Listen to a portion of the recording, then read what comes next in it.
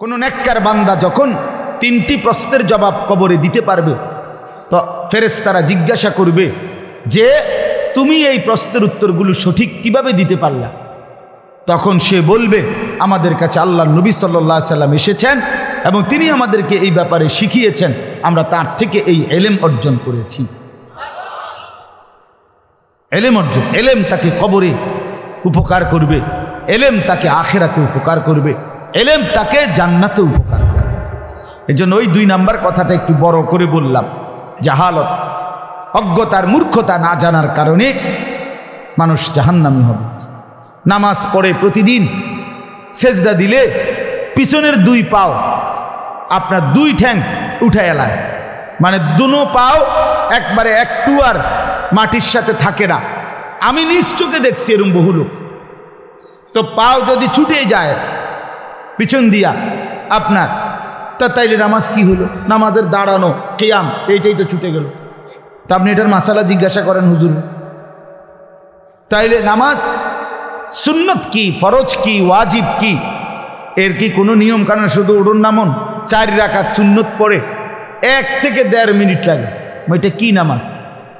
আমার একজন একদিন বলি হুজুর তারাবি বিতির আল্লাহর রহমতে হুজুর আমগো এরম টনটন না হেরার হুজুর কয় যে হুজুর কুদুর টেরও পাই না। তা আমি বললাম 20 রাকাত তারাবি, 3 রাকাত বিতির, 4 রাকাত ফরজ, এতটি নামাজ পড়ো আপনার শরীরে কুদুর টেরও পান না, আপনি এটা কি নামাজ পড়েন? কি মেশিন লাগাইলেন? এটা জাপানি? হ্যাঁ, টেরও পান না? এটা কি ধরনের নামাজ?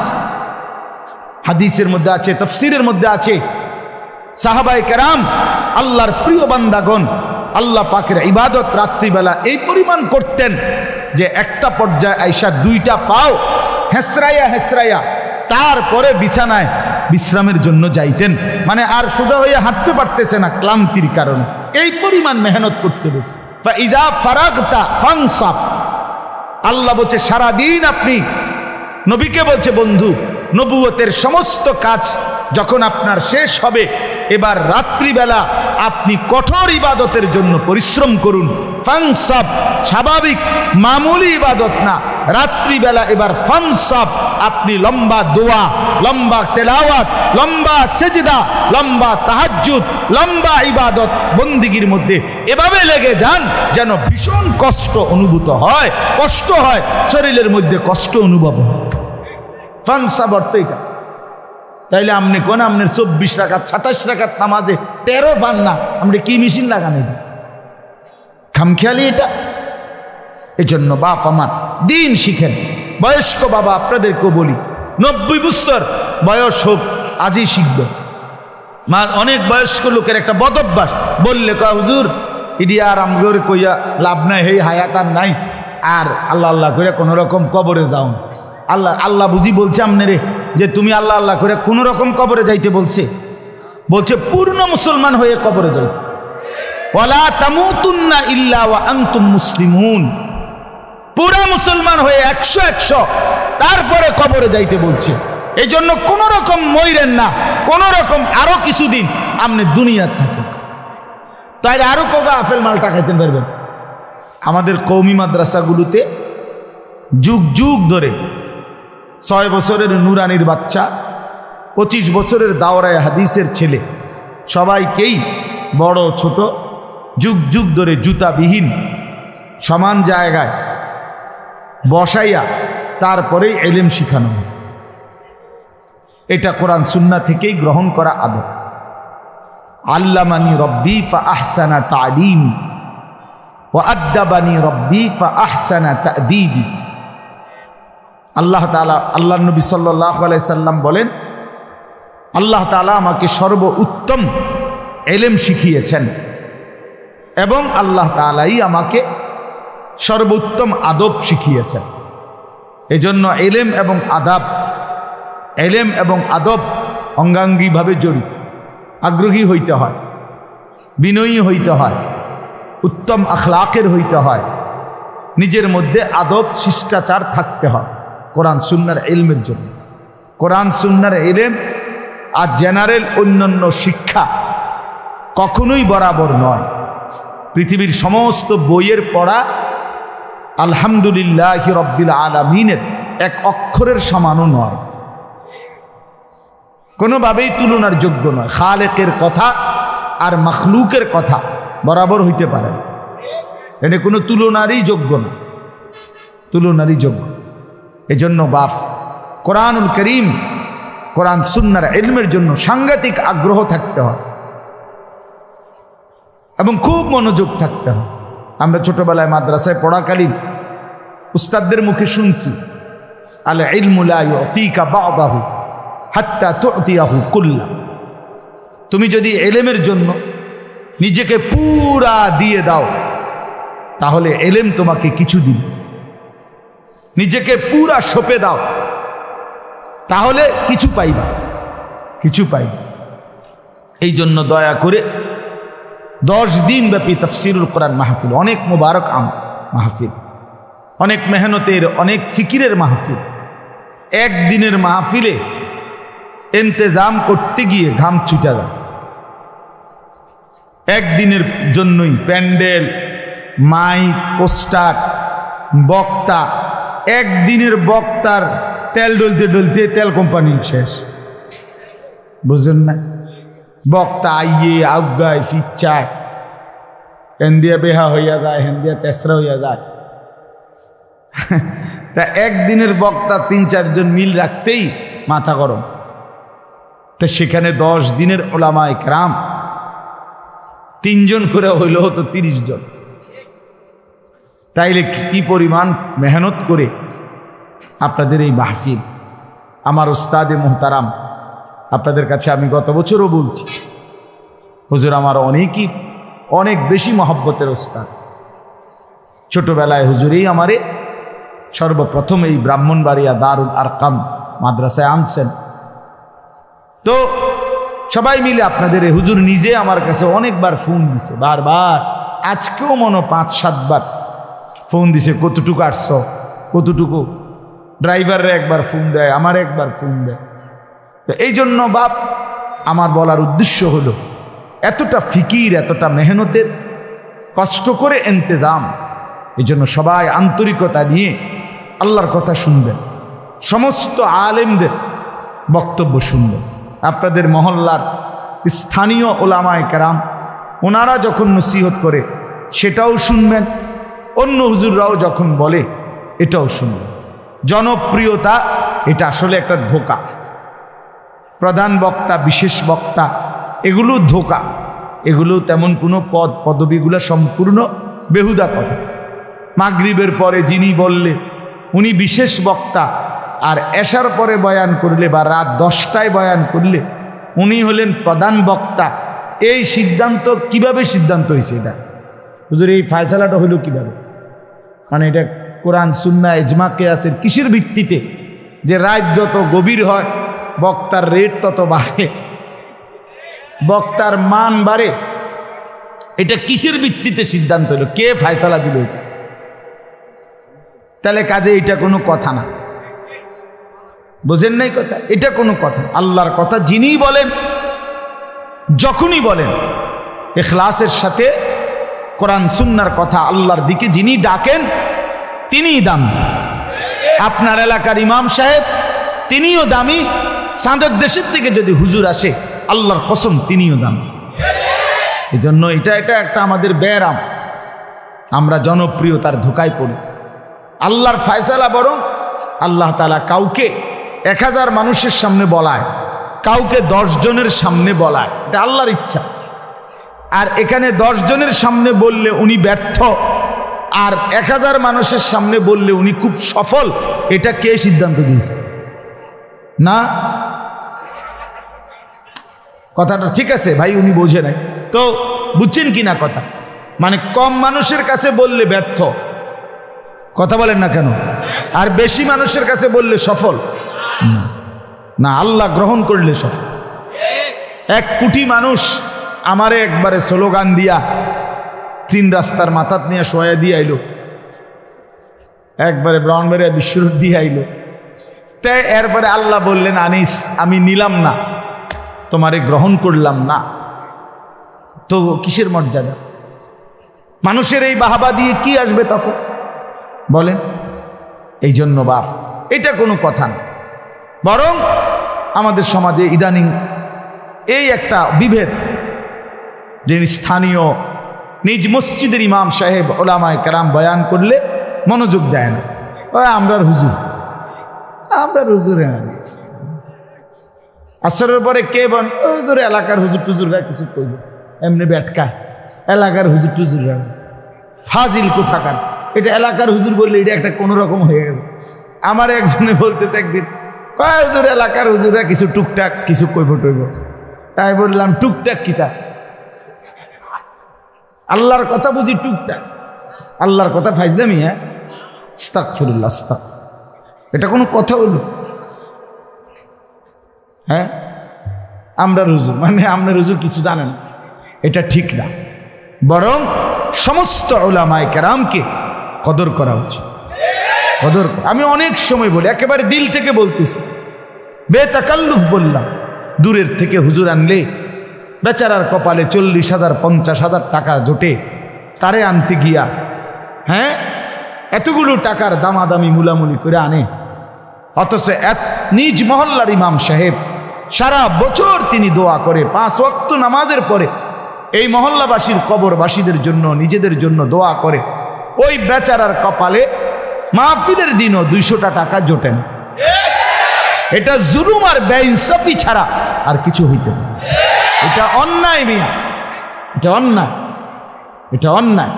তোমার মসজিদের হুজুর, তোমার মহল্লার হুজুর বলে তার কোনো কদর নেই। তো যে হুজুর তোমার কাছে আসছে তিনি কোনো মহল্লার না, উনি সান্দের দেশে। আমি তো এই মাত্র সান্দের দেশের থেকে আসছি, ঠিক না? আমার চাচার বাড়ি তো সান্দের দেশ, তাইলে আমিও তো কোনো মহল্লারই, আমি তো কোনো গ্রামেরই, কোনো একটি এলাকারই।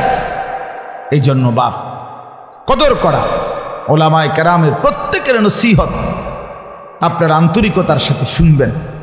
যিনি মনোযোগ দিবেন ইনশাআল্লাহ, আমি বললাম তো, তার জীবন ধীরে ধীরে পরিবর্তন হবে। মনোযোগ না হলে, আল্লাহর কোরআনের প্রতি শতভাগ আগ্রহ না থাকলে কাঙ্ক্ষিত ফলাফল আসবে না। আরবি ভাষার একটা গুরুত্বপূর্ণ মূলনীতি আছে যে নতিজা আরজালের তাবে হয়। এটা আপনি বুঝেন, ছেলেরা তোমরাও বোঝো ভাই। ফলাফল নিকৃষ্টতার অনুপাতে হয়। ভালো এবং মন্দ দুইটা একসাথে মিশে গেলে ফলাফল আসে মন্দটা। যেমন সহজ উদাহরণ, একটি পানির টাঙ্কি 500 লিটারের, 500 লিটারের মনে করেন একটা গাজি টাঙ্কি পানির, এখানে 499 লিটার মোটর দিয়া পবিত্র পানি পুরাইছে। 1 লিটার এটার সাথে পেশাব দিছে, এই মিট 500 লিটার। এখন হইল কয় লিটার? 500 লিটার। তাহলে 499 লিটার পবিত্র পানি, 1 লিটার নাফাক পানি পেশাব একত্র হওয়ার পরে এখন এই পানির হুকুম কি বলেন? সবাই বলে। তাইলে কি আসলো? ফলাফল আসলো কোনটার? মন্দটার। ভালো এবং মন্দ মিশার পরে ফলাফল আসছে কোনটার? এইটারে কয় নতিজা আরজালের তাবে হয়। ফলাফল নিকৃষ্টতার অনুপাতে হয়। এই জন্য আমি বলি, বুট আর ওয়াজ দুইটা যখন একসাথে কারো হয় তো ফলাফল আসবে বুট। বাদাম এবং ওয়াজ, ফলাফল আসবে বাদাম। জুরানি আর ওয়াজ মানে ওয়াজও শুনছে, জুরাইছে, হ্যাঁ, কদ্দুর জুরাইছে, কদ্দুর ওয়াজ শুনছে, ফলাফল আসবে জুরানি। এটা গুরুত্বপূর্ণ, মনে রাখবেন। পরে জিজ্ঞাসা করবে, চাচা কি শুনলেন বলেন? বলবে যে কথা তো সবই ভালো বলছে, কত কথাই তো কইছে, কোনটা কইতাম। আসলে কিচ্ছু মনে নাই, উনি কিছুই শুনে নাই মনে। এই জন্য বাপ, গাফেল না হওয়া, গাফেল না হওয়া, গাফেল না হওয়া। সবাই ইনশাআল্লাহ আল্লাহর কথার প্রতি আমার অনুরোধ, সব সময় মসজিদের জুমার বয়ান, মাহফিলের এই বয়ান, ওলামায়ে কেরামের ইসলাহি বয়ান যখনই শুনবেন তো পুরা দিল, কান, চোখ খাড়া করে ইন্না ফি যালিকা লাযিকরা লিমান কানা লাহু কলবুন আও আলকাস সামআ ওয়া হুয়া শাহীদ। আল্লাহ তাআলা বলেন, নিশ্চয়ই যে দিল কান এবং সশরীরে উপস্থিত থেকে আল্লাহর কথা শুনে আল্লাহর কোরআনের মধ্যে তার জন্য নসিহত উপদেশ আছেই আছে, আছেই আছে। দিল খোলা, কান খোলা, চোখ খোলা, হ্যাঁ, এই তিন জিনিস যার একসাথে মনোযোগী আন্তরিকভাবে আছে তো আল্লাহর কোরআন তার জিন্দিগি বদলায় দিবে। গাফেল মানুষের পরিবর্তন হয় না। গাফলত অনেক বড় বরবাদি। তিনটা জিনিস মানুষকে জাহান্নামে নিয়ে যায়: গাফলত, জাহালত, দলালত। এক নাম্বার হচ্ছে গাফলতি, খামখেয়ালি। নামাজ পড়তেন না, অপরমু তো আইয়েন, যাইবেন না, আমরা আইতেছি না। হ্যাঁ, নামাজ পড়তেন না, পড়তাম, শরীরটা জানি কেরুম লাগে, কেরকম লাগে, এ কেরুম জানি লাগবে, কেরুম লাগে কন না, এ কেরুম লাগে, কি কেরুম লাগে, বাটফারি কথা আর কি, মানে না পড়ার জন্য একটা সুতা না, এ গাফেল, এ দামু আর কি, ফরমু আর কি, সময় আছে। এ গাফেল মানুষ বরবাদ হয়, মানুষকে জাহান্নামে নিয়ে যায়।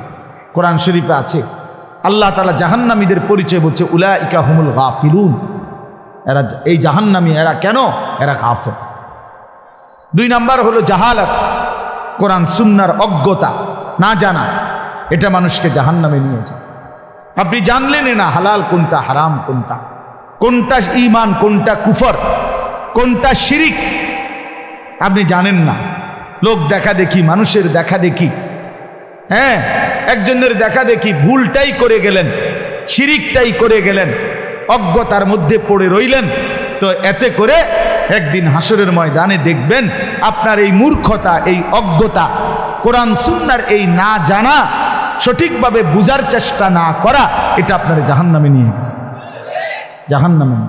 হ্যাঁ, সব সময় মনে রাখবেন, যারা ভণ্ড প্রতারক, দ্বীনের নামে মানুষকে প্রতারণা করে, এই ভণ্ড বেশরা, এদের সব সময়ের একটা চেষ্টা যেন নিজ ভক্ত মুরিদ, নিজ অনুসারী যেন কোরআন সুন্নাহর বিশুদ্ধ এলেম যেন না জানে, না শিখে, এটা সবসময় চেষ্টা করে।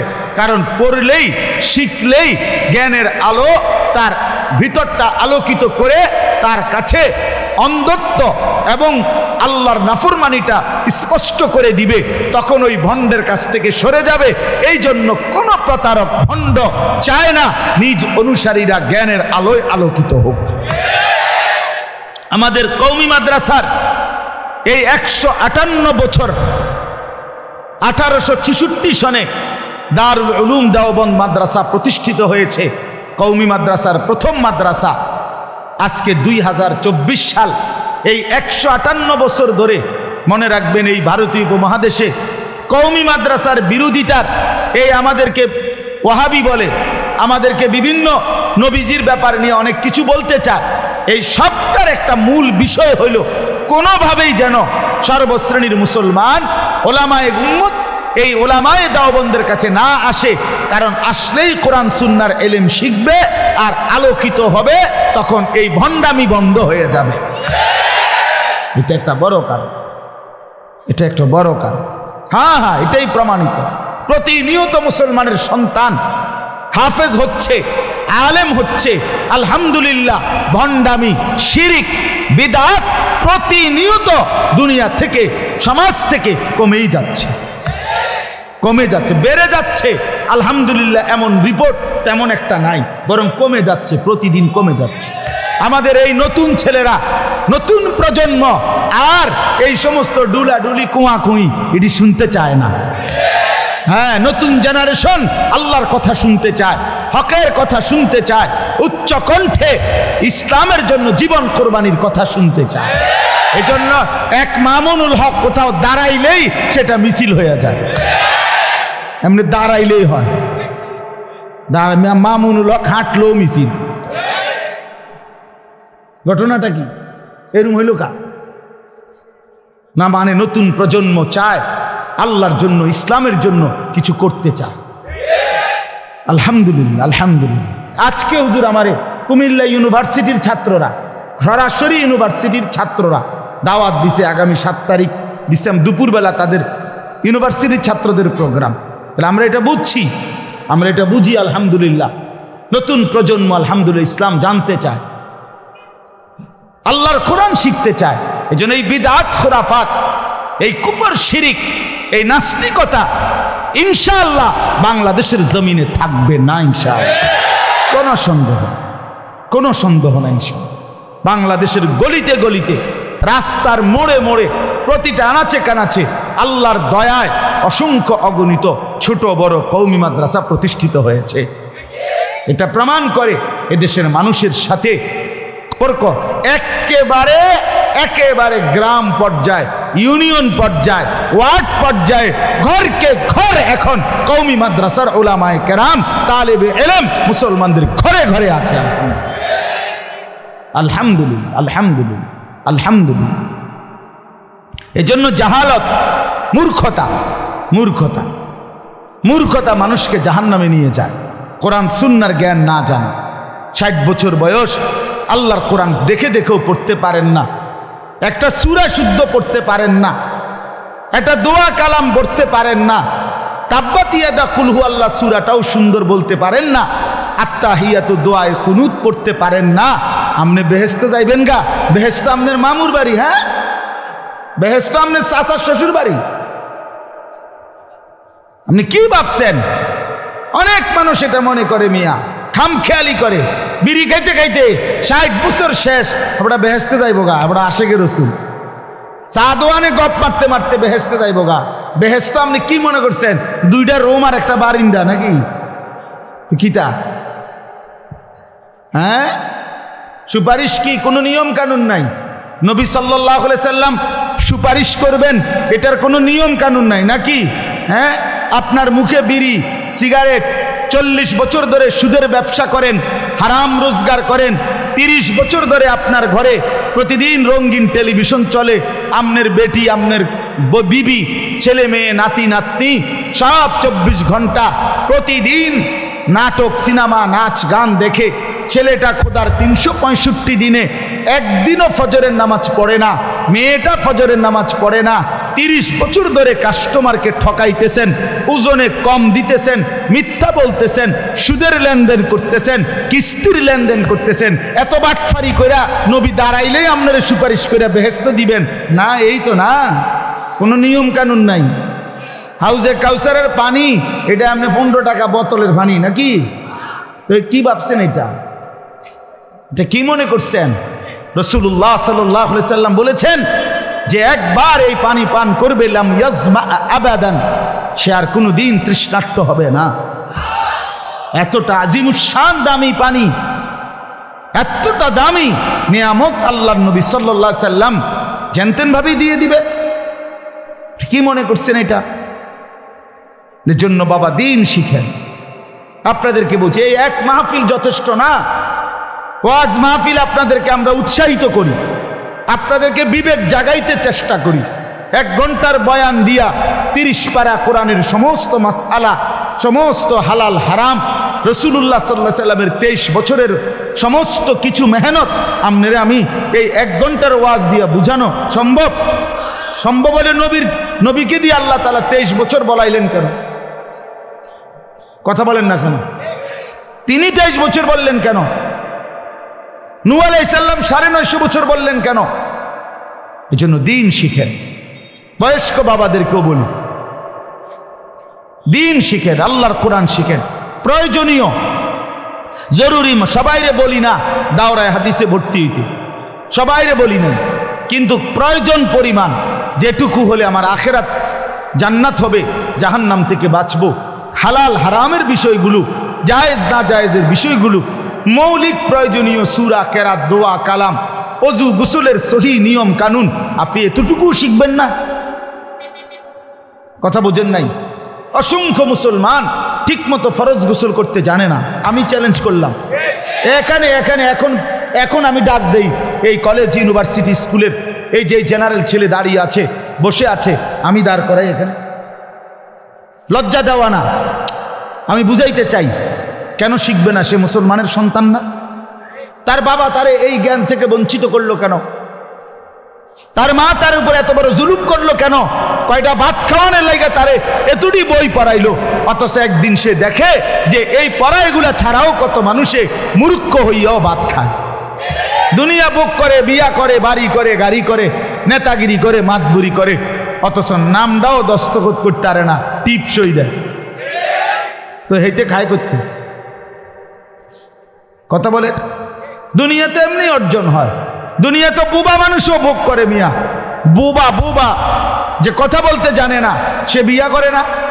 বুবা মানুষে ভাত খায় না, বুবা মানুষে ঘুমায় না, বুবা মানুষে পেশাব পায়খানা করে না, বুবা মানুষের বাচ্চা কাচ্চা হয় না। তো কেমনে হয়? সেটি বুবা। দুনিয়া তো এমনি ভোগ করা যায় মিয়া। দুনিয়াতে আল্লাহ এমনিই দেয়। সন্তানকে আল্লাহর কোরআন থেকে বঞ্চিত করলেন কেন? রাসূলুল্লাহ সাল্লাল্লাহু আলাইহি ওয়াসাল্লামের সুন্নাহ থেকে বঞ্চিত করলেন কেন? আপনি বাবা আল্লাহর কোরআন থেকে বঞ্চিত হলেন কেন? 60 বছরে সংসার কইরা এই ভাত তরকারি বাজার সদাই দোকানদারি আর এই সাদওয়ান এই সব করে শেষ করলেন। পরে কইলো নিজে এটা বললেন, জি পুত সংসারের জন্য জীবনটা শেষ করলাম। এটা ফেরেশতারে বললেই তো কবরের আযাব মাপ, এটা বললেই তো হাসরের ময়দানে মাপ। তো তাহলে এই ফাউ কথা বলে কি লাভ হবে? আল মালু ওয়াল বানুনু জিনাতুল হায়াতিদ দুনিয়া। আল্লাহ বলছে বান্দা সম্পদ এবং সন্তানাদি এটা শুধুই কেবল দুনিয়ার সৌন্দর্য, দুনিয়ার কিছুক্ষণের ফুডাঙ্গিরি।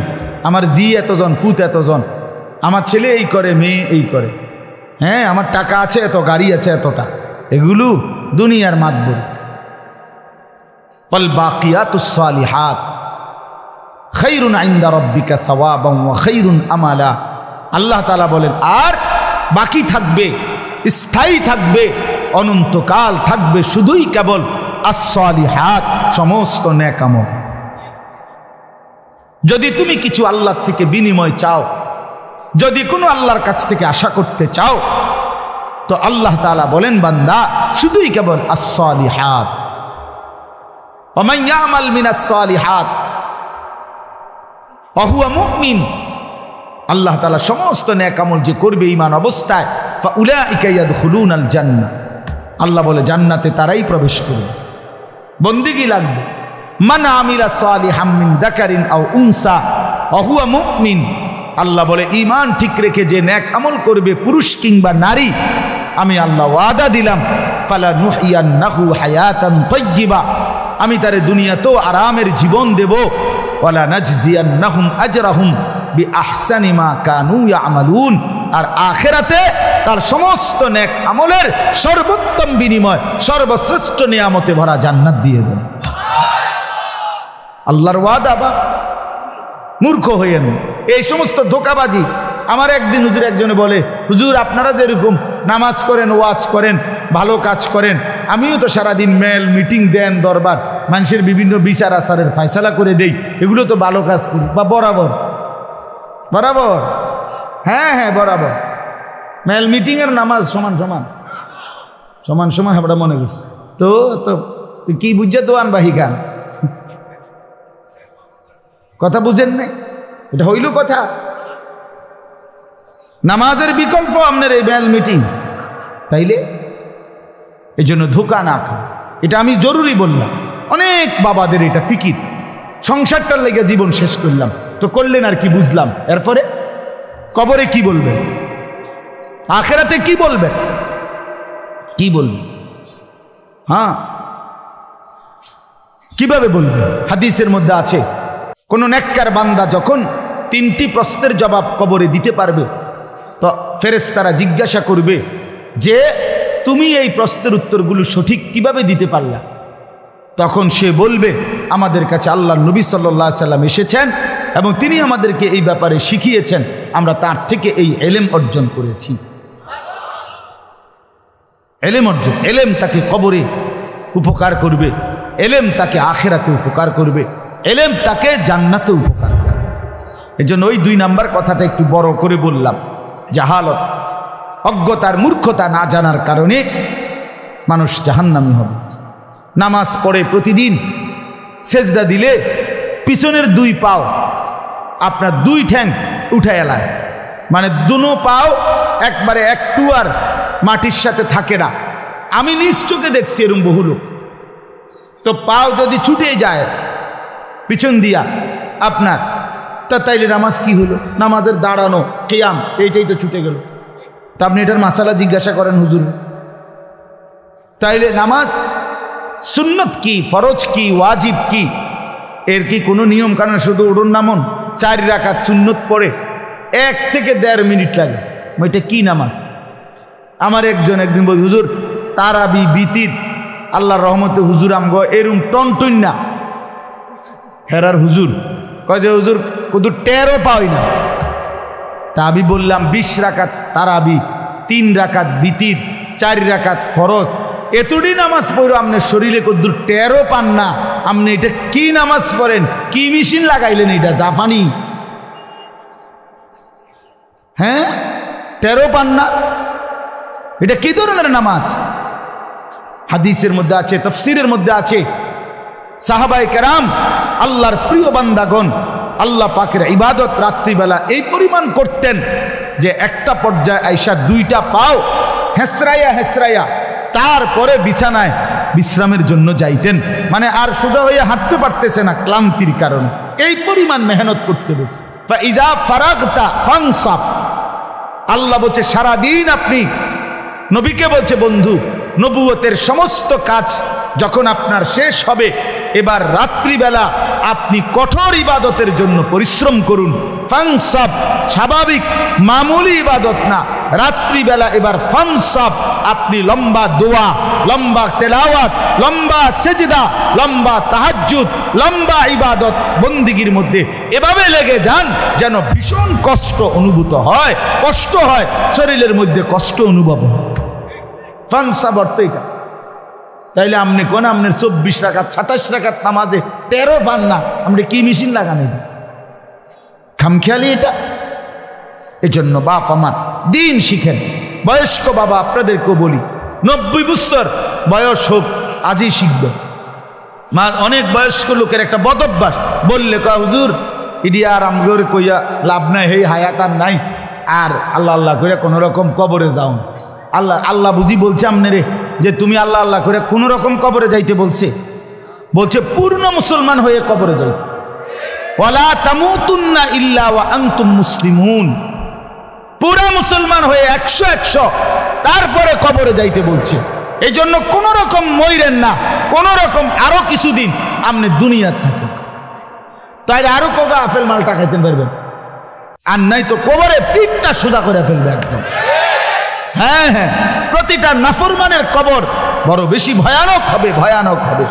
আল্লাহর নবী সাল্লাল্লাহু আলাইহি সাল্লাম বলেন, একজন ফেরেশতা এসে তাকে ফায়ুদরাবু লাহু বিমিতরাকাতিন মিন হাদিদ দরবাতান বাইনা উযুনাইহি, নাফরমানের কবরে ফেরেশতা এসে লোহার হাতুড়ি দিয়ে এত জোরে 2 কান বরাবর আঘাত করবে, ফায়াসিহু সাইহাতান, নাফরমান একটা চিৎকার মারবে, ইয়াসমাউহা মান ইয়ালিহি ইল্লা সাকালাইন, মানুষ এবং জিন ব্যতীত আল্লাহর সমস্ত সৃষ্টি নাফরমানের চিৎকার শুনতে পাবে।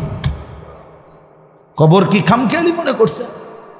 আল্লাহর নবী সাল্লাল্লাহু আলাইহি সাল্লাম বলেন, নাফরমানের কবর তাকে এত জোরে চাপ দিবে, ডান পাশের মাটি বাম দিকে, বাম দিকের মাটি ডান পাশে চলে আসবে, হাত্তা তাখতালিফা আদলাউহু, আল্লাহ রাসূল উদাহরণ দিয়ে বুঝাইছে, ডান পাশের হাড্ডি পাজর ভাঙ্গা বাম পাশে ঢুকে যাবে, বাম পাশের গুলো ডান পাশে ঢুকে যাবে। কেমন ঢুকবে, কেমন ভাবে? হাত্তা তাখতালিফা আদলাউহু, এই যে বাপ এইটা দেখেন, এই 2 আঙ্গুল যেমন একটা আরেকটার ভিতরে ঢুকে গেছে, এই 2 পাশের পাঁজরের হাড্ডি একটা আরেকটার সাথে এইভাবে ঢুকে যায়।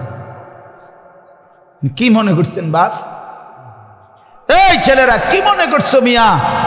সারা রাত উলঙ্গ ছবি দেখো, নর্তকীর নাচ দেখো, মোবাইলে নারীর দৃশ্য দেখতে দেখতে জিন্দেগি নষ্ট করে ফেলছো, শরীরও নাপাক, প্যান্টও নাপাক, অসভ্য অপদার্থ জানোয়ার হাইওয়ান, মানুষের ঘরে জন্ম নিয়ে, মুসলমান বাবার ঘরে জন্ম নিয়ে, এক পবিত্র মায়ের দুধ খেয়ে নিজের পরিচয় মুসলমান এটা মনে রেখে এত বড় জঘন্য অপকর্ম কেমনে করো? বলো অসভ্য ছেলে, বলো কোন মার ঘরে জন্ম নিছো নাফরমান? খোদার 365 দিনে কোনো দিন ফজরের নামাজ পড়ো না, এত বড় জানোয়ার মুসলমানের বাচ্চা হয়? এত বড় জানোয়ার মুসলমান হয় কিভাবে? এত বড় হাইওয়ান কিসের মুসলমান? এটা এই অপদার্থ কিসের মুসলমান? এত চতুষ্পদ জন্তু।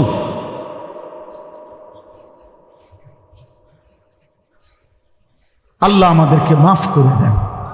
ছেলে পেলে ভাবতে শিখো বাবা, নিজেরে নষ্ট করে দেওয়ার মধ্যে কি ফায়দা? নিজের জিন্দেগি বরবাদ করে দেওয়ার মধ্যে কি ফায়দা বাপ? একটা মোবাইল জীবনের সব, একটা নারী জীবনের সব, একটা মোটর সাইকেলের জন্য আমরা পৃথিবীতে আসছি। এই বন্ধুদের কিছুক্ষণের আড্ডা, এই খালাস। আহা, একদিন রাত গভীরে চোখ বন্ধ করলে দেখবা প্রিয় বন্ধু আমার, তোমার পাশে আর কেউ নাই। একদিন এই পৃথিবীর সব আলো বাতাস চলবে, এই পৃথিবীর গাড়ি ঘোড়া চলন্ত, বাতাস রোদ বৃষ্টি সব থাকবে, পৃথিবীর মানুষগুলো দৌড়বে ছুটবে, মৃত্যু তোমারে একদিন একদম নিস্তব্ধ করে দিবে। সেদিন দেখবে সবাই ব্যস্ত, তুমি কেবল শান্ত। সেদিনও দোকান খুলবে, সেদিনও রোদ উঠবে, সেদিনও বৃষ্টি ঝরবে, সেদিনও হাজারো মানুষের ব্যস্ততা থাকবে, শুধু তুমি বন্ধু থাকবা না, তুমি বন্ধু থাকবা না। হ্যাঁ প্রিয় ভাই আমার, এটা জরুরি বিষয়, বুঝতে শিখো। নিজের ভালো, নিজের কল্যাণ, এটা বহুতই জরুরি বাপ, বহুতই জরুরি। যাই হোক, আমি লম্বা করে ফেলছি আমার কথা। তৃতীয় কথা হইল দলালাত। কোনো ব্যক্তি হকের রাস্তা, জান্নাতের রাস্তা, সঠিক রাস্তা থেকে পথ হারিয়ে ফেলা, কুফরির মধ্যে লিপ্ত হলো, শিরিকের মধ্যে লিপ্ত হলো, বিদআতের মধ্যে লিপ্ত হলো, সামাজিক বদরসম কুসংস্কারের মধ্যে লিপ্ত হয়ে গেল। দুনিয়ার ইহুদি খ্রিস্টান কাফের বেঈমান নাস্তিক মুরতাদ মুশরিক নর্তকী গায়ক নায়ক এই অসভ্যদের কাছে তার জীবন সঁপে দিল। তাদের মতোই তার মানে সে দলালাত, পথভ্রষ্ট হয়ে গেল, হকের রাস্তা, জান্নাতের রাস্তা, আলোর রাস্তা থেকে বঞ্চিত হয়ে গেল, পথ হারা গোমরা হয়ে গেল। এটা তারে জাহান্নামে নিয়ে যাবে। এটা তারে কই নিয়ে যাবে বাপ? আমায় ইউদলিলিল্লাহু ফামা লাহু মিন হাদ। আল্লাহ কোরআনে বলছে, আল্লাহ যাকে পথ হারা করে দেয় সে আর কোথাও কোনো পথ প্রদর্শক পায় না। আল্লাহ থেকে যদি কারো বন্ধন ছুটে যায় বন্ধু, তার জন্য আর কোনো পথ প্রদর্শক নেই। কোরআনের সরাসরি আয়াত আল্লাহ বলছে। হ্যাঁ, আল্লাহ তাআলা বলছে কোরআন শরীফে কতভাবে বলছে আল্লাহ যে নাফরমানদের পুরাটা জিন্দেগি কেমন কেমন। আমালুহুম কারামাদিন ইশতাদ্দাত বিহির রিহু ফি ইয়াউমিন আসিফ। আল্লাহ তাআলা বলছে সমস্ত বেঈমানের জীবনটা, তার মেহনত, তার কর্মকাণ্ড আল্লাহকে ছেড়ে দিয়ে ভুল পথে চলে, নাফরমানির রাস্তায় চলে, তার জীবনটা হলো এমন যে ছাই বোঝেন, চুলার যে ছাই, এই ছাই কোনো ব্যক্তি রাস্তার মাঝখানে মনে করেন এক পাশে এমন জায়গার মধ্যে স্তূপ দিল, অনেক ছাই, একটা ঝড়ো বাতাস, একটা প্রচন্ড বেগে বাতাস এসে এই ছাইগুলোকে পলকের মধ্যে, মিনিটের মধ্যে উড়াইয়া ফেলল। আল্লাহ পাক বলেন সমস্ত কাফের বেঈমান নাফরমান পাপী সারা জিন্দেগীর সমস্ত কর্মকাণ্ড ওই ছাইয়ের মতো প্রচন্ড বাতাস যেটাকে মিনিটের মধ্যে উড়িয়ে ফেলে। কারামাদিন ইশতাদ্দাত বিহির রিহু ফি ইয়াউমিন আসিফ।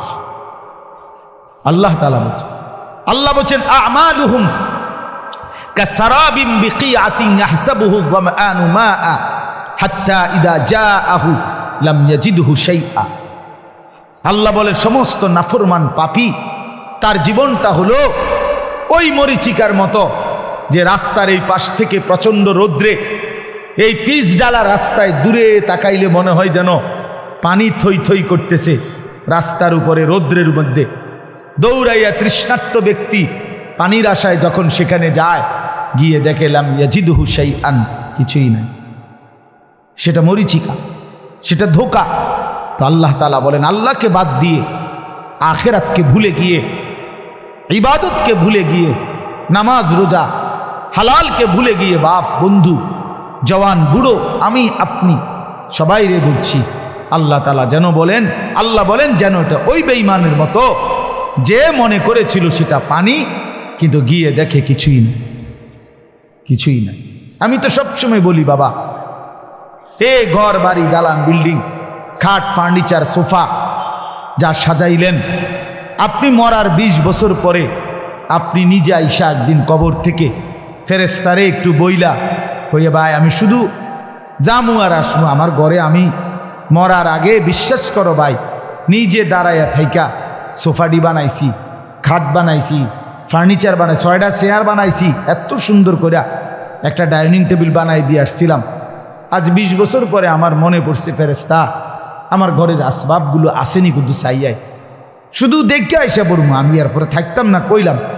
তো ফেরেশতা যদি কোনো কারণে অনুমতি দেয় তা আইসা দেখবেন, খোদার কসম আপনার 20 বছর পরে আপনার সাজানো সেই ফার্নিচার আসবাবপত্র কিচ্ছু না, আপনার ঘরে না।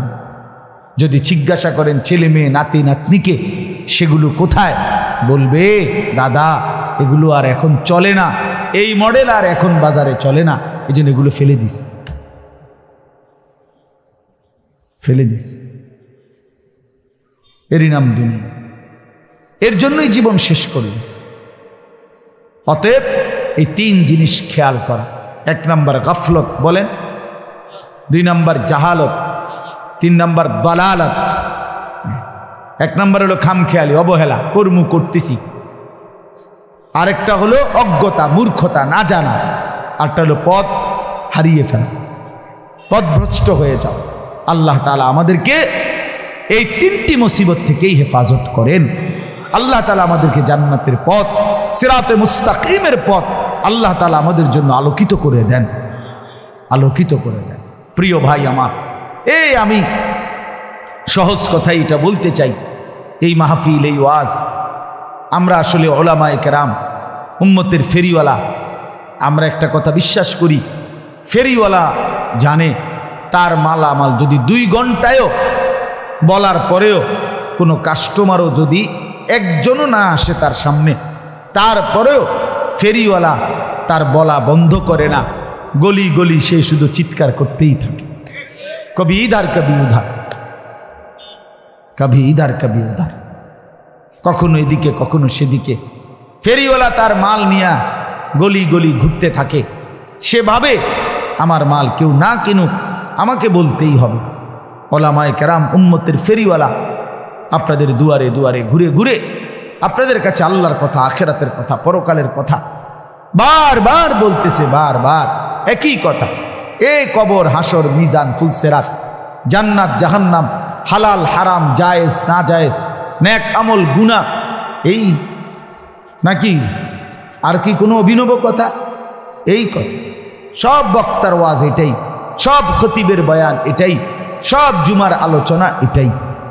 অতএব এতবার বলা কথাগুলোকে কদর করো ছেলেরা, তোমরা কদর করো, ঠিক আছে না? ইনশাআল্লাহ আল্লাহ তাআলা তৌফিক দান করেন।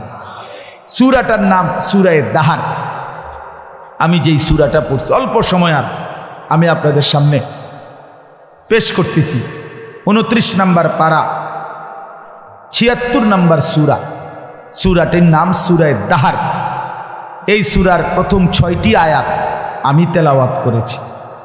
এই 6টি আয়াতের একদম সংক্ষিপ্ত তর্জমা আপনাদের সামনে শুনাইতে চাই। সূরাটির একটা, কোরআনুল কারীমের এই সূরাটির মধ্যে জান্নাতের বর্ণনা অসাধারণ। মানে কোরআন শরীফের বিভিন্ন সূরাতে আল্লাহ তাআলা জান্নাতের বর্ণনা দিয়েছেন, এই সূরার মধ্যে আল্লাহ তাআলা জান্নাতের বর্ণনাটা হৃদয়গ্রাহী, মনোমুগ্ধকর, চিত্তাকর্ষক ভঙ্গিমায় অসাধারণ ঢঙে আল্লাহ তাআলা পেশ করছে। এটা শুনলে, এই সূরা পুরাটা পড়লে জান্নাতের প্রচণ্ড শৌক, আগ্রহ তৈরি। জান্নাতীকে আল্লাহ তাআলা পানীয় কয় আইটেমের দিবেন? কাফুর, সালসাবিল, জানজাবিল, মানে কয় মডেলের পানীয় দিবেন, 7 আপ, কোক, মজু, এসব সদর বদল না, এগুলা না। জান্নাতি শরাব, জান্নাতি শরাব, জান্নাতি পানীয় আল্লাহ তাআলা কয় আইটেমের দিবেন জান্নাতিকে, এইটার বর্ণনায় তো আপনি পাগল হয়ে যাবেন। এরপরে না ভাত তরকারি পরে, বুঝেন নাই কথা?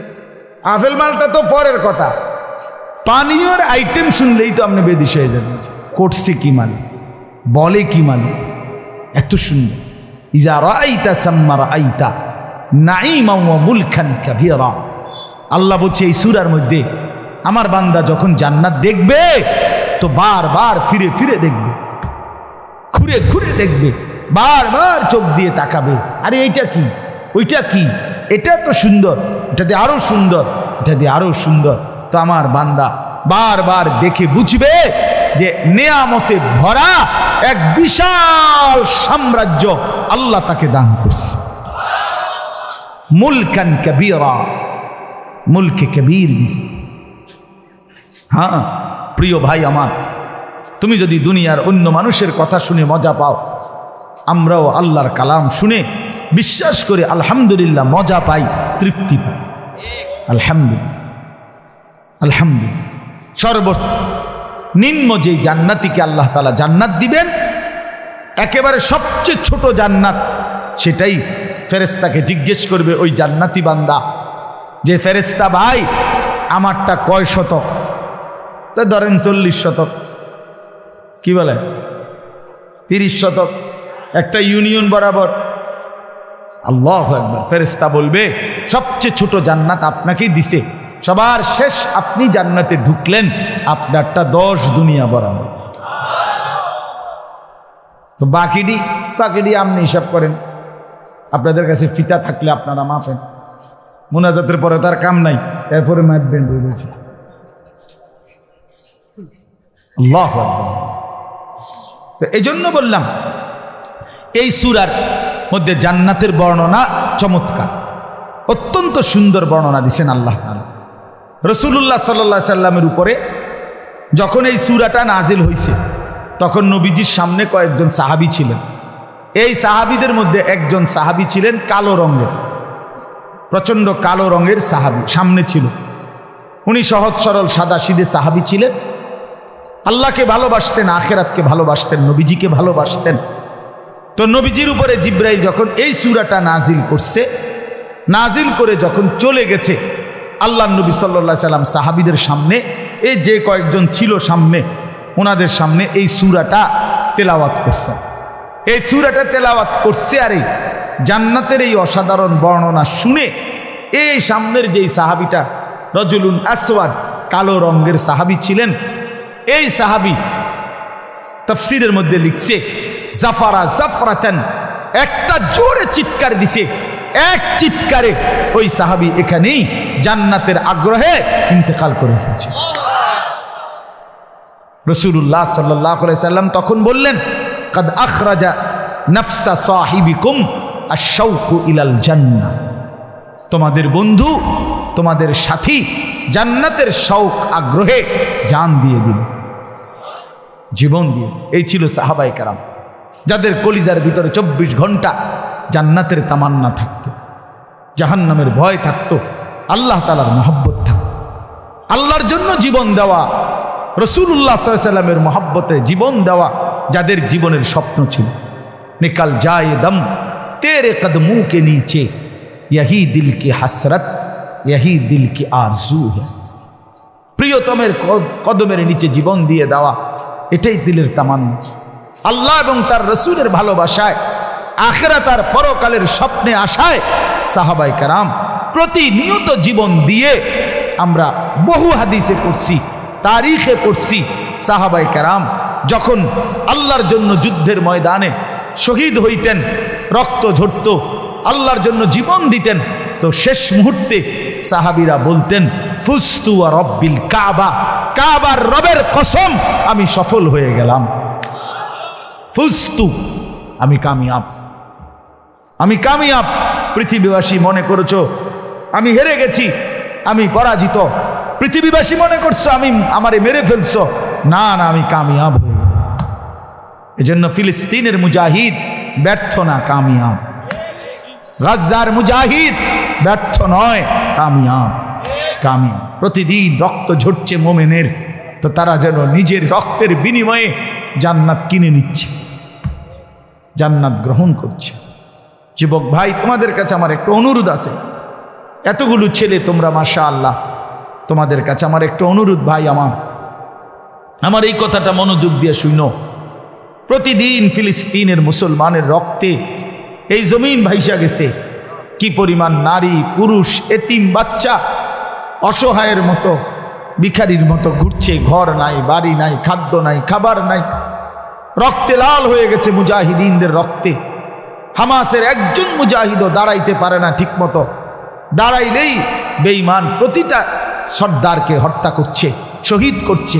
তাহলে এত রক্ত, এত শাহাদাত প্রতিনিয়ত দেখতে চাইলে দেখো তুমি ভাইয়া, এই অবস্থায় একজন যুবক তুমি দিনভর রাতভর নারী ছবি, অশ্লীলতা, মোবাইলে নর্তকীর দৃশ্য, একটা সেজদাও দিলা না, এক ফোঁটা চোখের পানিও ফেললা না, দিনটা রাতটা আল্লাহর নাফরমানি আর অশ্লীলতার বেহায়াপনার মধ্যেই কাটাইয়া দিলা। আর তোমার মুসলমান বাবা, ভাই, বোন এইভাবে রক্তে ভাইসা গেছে। আমার বন্ধু, এটা ইনসাফ হইতে পারে না, এটা কোনো বিবেকবানের কাজ হইতে পারে না। এত রক্ত যদি তোমার কলিজার মধ্যে কিছু না আনে, এত শাহাদাতের খুনও যদি তোমার বিবেকের মধ্যে একটু অনুভূতি না জাগায়, আর কখন হবে? আর কখন? আহা, কে বুঝাবে এই ছেলেদের? মুসলমানের ছেলেরা নামাজি পড়েন, নামাজি, সারা রাত শহরে বন্দরে মহাসড়কে, সারা রাত বাংলাদেশের নতুন ফ্যাশন দামি মোটর সাইকেল।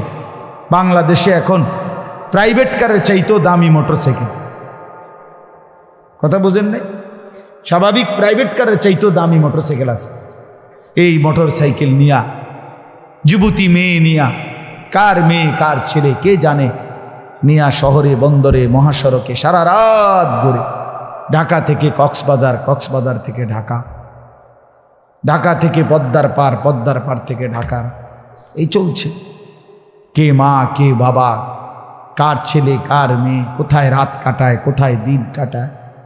জিনা, ব্যভিচার, অসভ্যতা, অস্থিরতা, নোংরামি। এই আমার অসংখ্য ছেলে, আপনারা যারা বাবা, আপনারা জানেন না, আমি জানি। ছেলেদের প্রতিটা নড়াচড়ার খবর রাখি আমি প্রতিনিয়ত। এই মোবাইলের মাধ্যমে বর্তমানে লক্ষ লক্ষ ছেলে বাংলাদেশের প্রতিদিন প্রতি রাতে এই মোবাইলে অনলাইনে জুয়া খেলে, জুয়া খেলে। এই জুয়ারি বাবার সব শেষ করে দিছে, পরিবারকে ফকির বানায় দিছে। এই সেদিন হুজুর উত্তরবঙ্গ থেকে এক ছেলে আমার কাছে আসছে, আইসা জড়াই ধরে এমন কান্দা। আমি বললাম কি হয়েছে বাপ?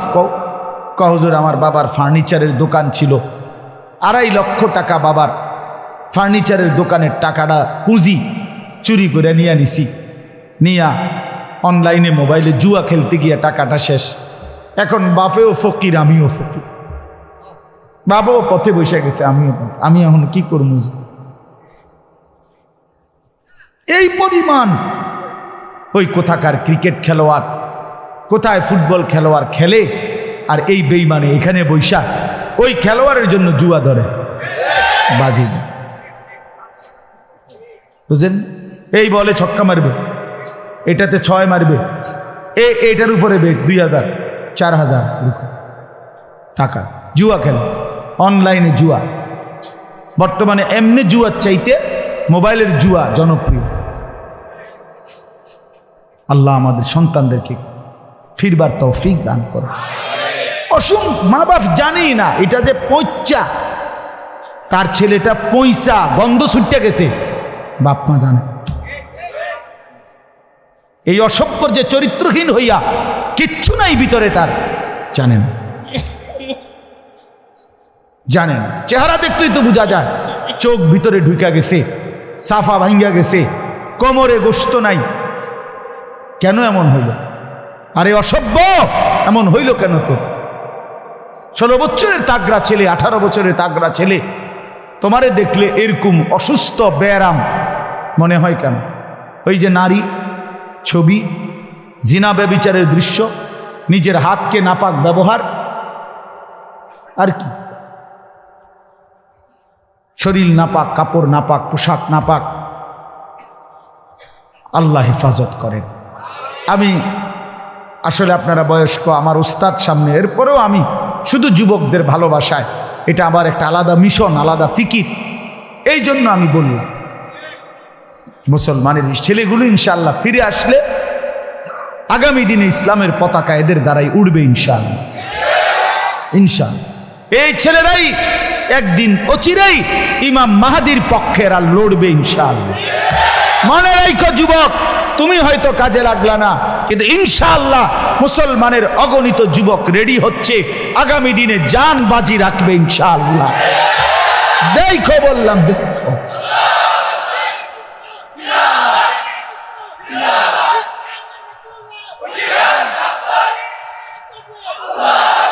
আমরা হতাশ হই নাই, আমাদের উলামায়ে কেরাম হতাশ না।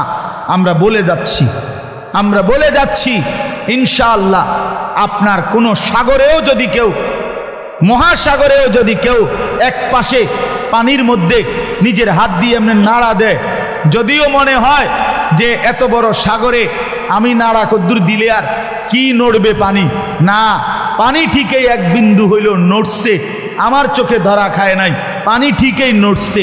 অতএব যুবকের কলিজার মধ্যে কারো না কারো দিলে ঢুকবে ইনশাআল্লাহ, একদিন বদলাবে ইনশাআল্লাহ, বদলাবে ইনশাআল্লাহ, ফিরবে। আল্লাহ তাআলা তোমাদের সকলকে ইসলামের জন্য কবুল করে নেন। তো এই সাহাবীর আগ্রহের কথা বললাম, জীবন দিয়ে দিছি জান্নাতের আশা।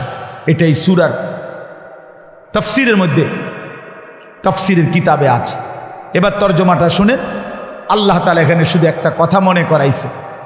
আল্লাহ তাআলা আমাদেরকে বলছে, বান্দা, একটি লম্বা সময় ধরে আমি আল্লাহ তাআলা এই পৃথিবীতে ধীরে ধীরে প্রসেসিং করে তোমাকে বানিয়েছি।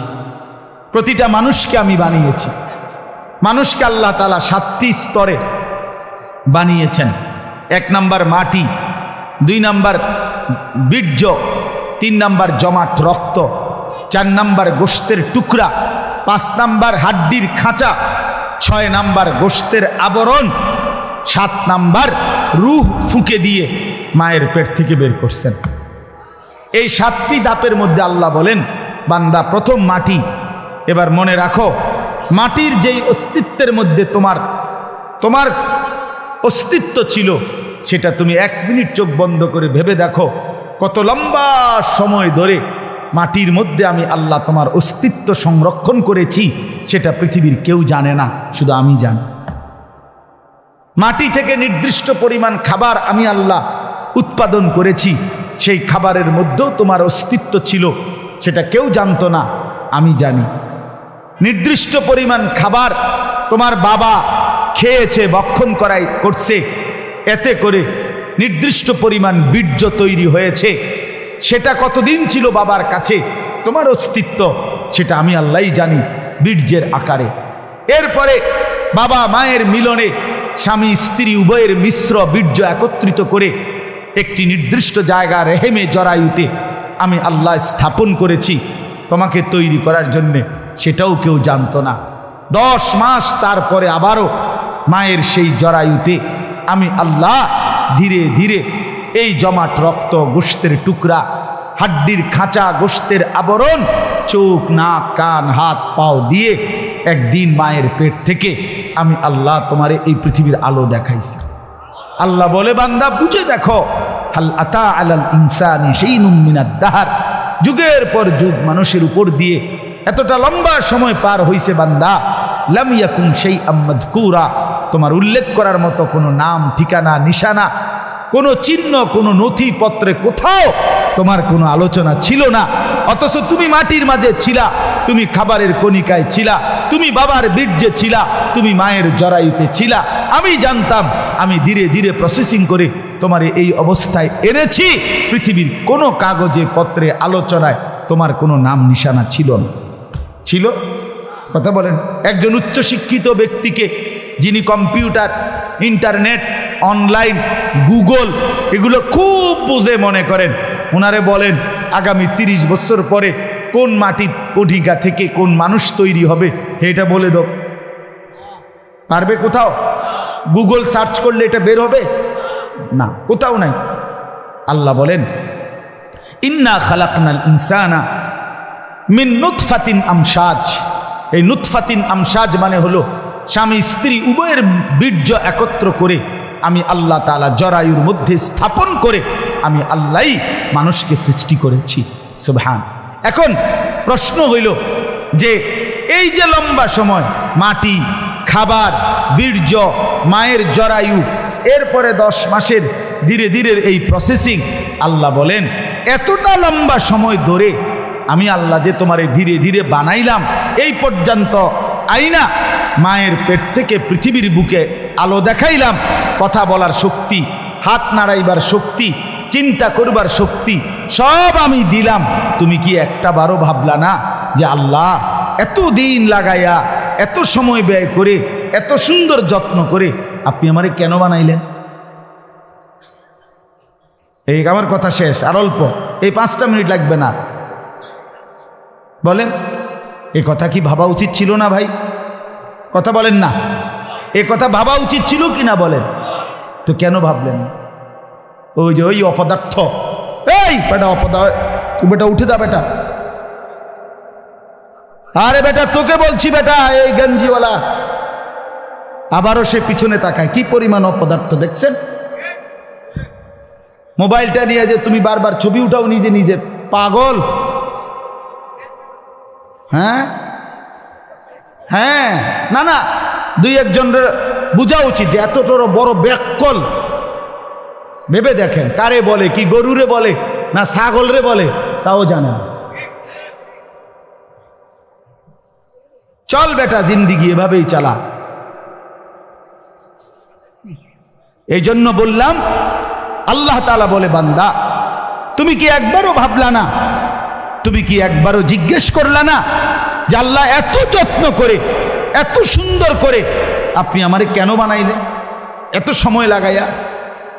তো আল্লাহ তাআলা এই কথাটার উত্তর দিচ্ছে যে বান্দা যদি তোমার দিলে ভাবনা আসে যে আমারে আল্লাহ আপনি কেন বানাইলেন, তো আল্লাহ বলেন উত্তর দিচ্ছে কেন বানাইলাম শুনো।